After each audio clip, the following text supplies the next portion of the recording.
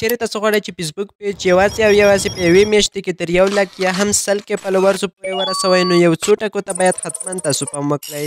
زیاتره کسان کله چې فیسبوک پیج جوړوي خو دغو څو ټکو یا څو نکتو ته یې پام نه وي، نو دوی نشي کولی خپل پیج وایرل کړي. کله چې تاسو فیسبوک پیج جوړوئ نو لومړی دغې نکتې ته مو باید ډېر پام وي چې تاسو کوم نیش ورته انتخاب کړئ. تاسو په دې پیج باندې کومې ویډیوګانې خپروئ تر څو خلک یې خوښې کړي، او کومې ویډیوګانې او کوم پوسټونه زر وایرل کیږي.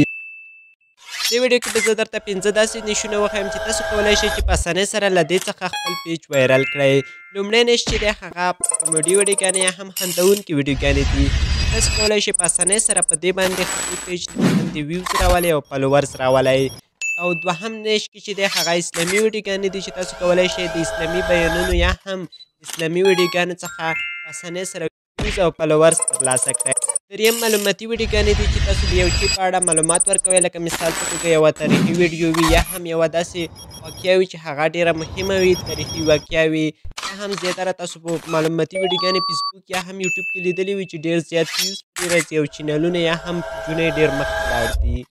څلورم نیش کې موږ سره خبرونه دي، هغه که سپورتي وي یا هم جنګي هر ډول سیاسي خبرونه وي، نو موږ کولی شو په دې سره په اسانۍ سره ویوز او فالوورز ترلاسه کړو. باید یو شي ته موږ پام وکړو چې کله یو خبر خپرېږي باید په څو دقیقو کې موږ هغه خبر خپل پیج نه خپور کړو.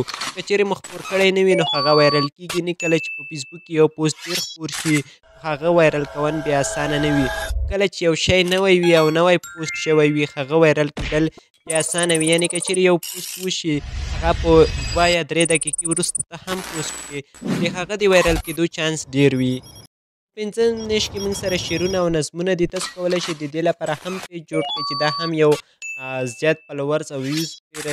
تاسو کولی شئ په دغه 5 نیشونو کې په ډېر کم وخت کې زیات فالوورز ترلاسه کړئ. چیرې تاسو دغه ویډیو خوښه شوي نو دغه ویډیو در سره لایک او شیر کړئ. که چیرې کومه پوښتنه لرئ نو حتما موږ سره یې په کمنټ کې شیر کړئ.